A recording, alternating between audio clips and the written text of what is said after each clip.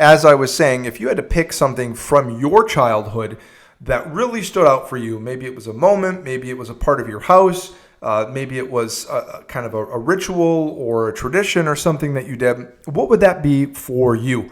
And for me, one of the things that really sticks out, aside from eating pizza every Christmas Eve because my mom burnt the turkey on the first Christmas Eve when we did that, and the only place open was Pizza Hut, but that's another story.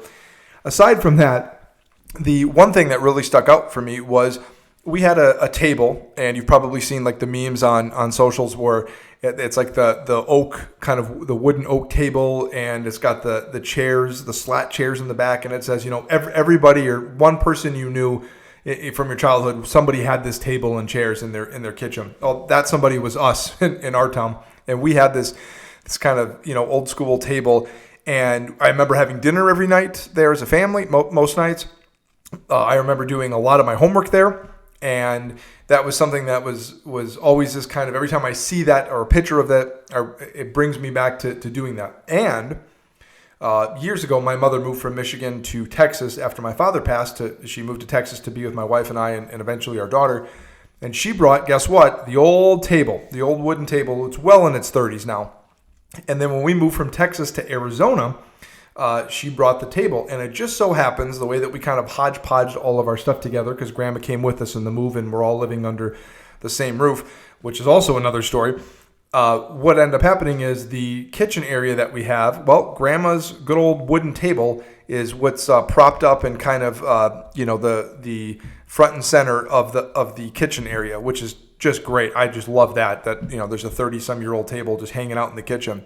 But that has now become our daughter's table. That is where she sits, and that is where she does her homework, and that is where she does her coloring and all of that kind of stuff. And this past weekend, my wife let her sleep in. God bless her. She works so hard and gets up so early, so we let her sleep in, and my daughter and I went downstairs, and we went to the famous table. And we sat there and we did some coloring and we cut out some shapes and just messed around with a bunch of stuff and had fun. We drew Mom a picture and drew Grandma a picture and all of that. But as I was sitting there, the most obvious thing in the world hit me over the head like a hammer. And that was like how real it became that this right then and there, that moment of doing that is her childhood. And that is her time, and that table, she's going to remember that table. That was where she spent time doing homework and coloring and cutting out things and working on little projects and fun stuff like that and painting and everything. And that's her childhood. That's her time.